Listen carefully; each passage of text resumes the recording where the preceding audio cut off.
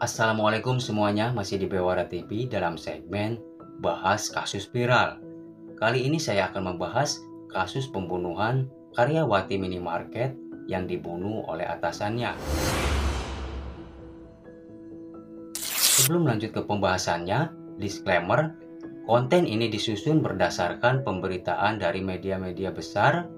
Tujuan video ini adalah untuk edukasi, dokumentasi, dan meningkatkan kewaspadaan publik terhadap kejahatan di sekitar kita. Kami tidak bermaksud untuk menghakimi, menuduh, atau menambah unsur sensasional di luar fakta yang diberitakan media resmi. Semua isi narasi mengacu pada hasil penyelidikan kepolisian dan laporan media terpercaya. Yuk kita langsung ke pembahasannya.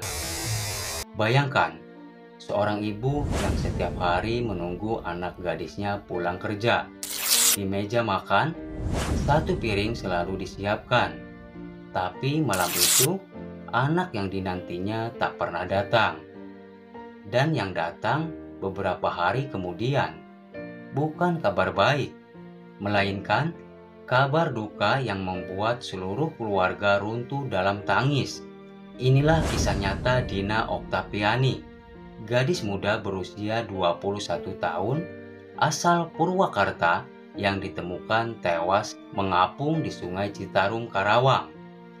Semua bermula saat keluarga Dina melaporkan ke polisi karena anaknya hilang setelah pamit bekerja di minimarket, tempatnya mencari nafkah. Hari berganti hari, ponselnya tak bisa dihubungi, dan jejaknya seolah lenyap begitu saja. Beberapa hari kemudian, seorang warga menemukan terdapat tubuh seorang wanita muda dalam kondisi mengenaskan. Polisi datang dan memastikan jasad itu adalah Dina Oktaviani. Tangis keluarga pecah. Ibunda Dina jatuh pingsan saat melihat foto anak gadisnya. Ia tak sanggup menahan perih kehilangan anak yang selama ini menjadi tumpuan harapan keluarga. Dari hasil penyelidikan, polisi menemukan fakta yang mengejutkan.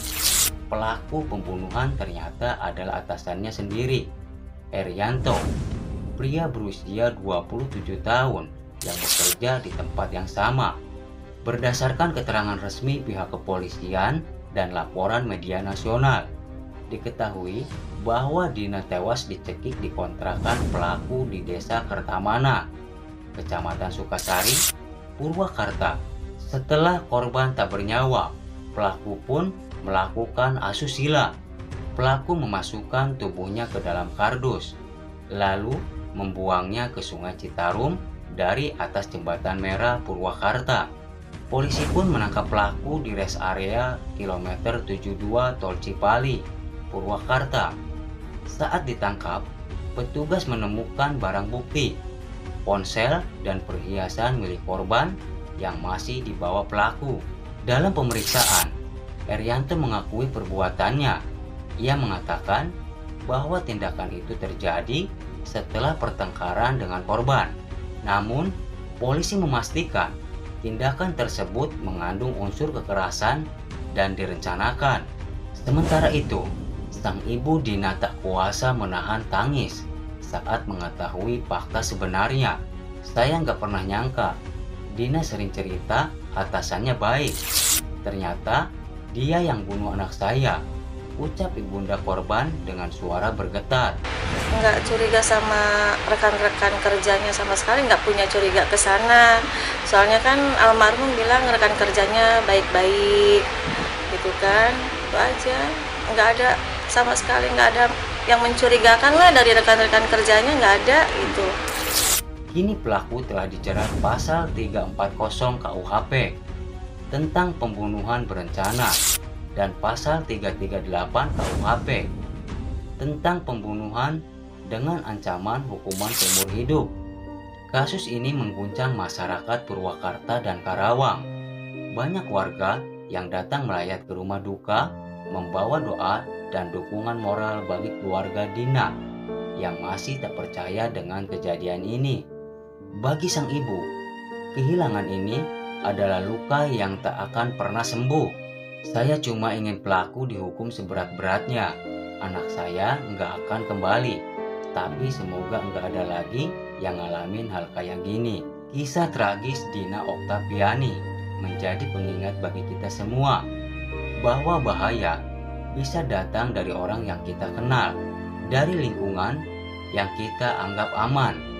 Selalu waspada, jaga diri, dan jangan mudah percaya pada siapapun, karena terkadang wajah ramah bisa menyembunyikan niat kelam di baliknya.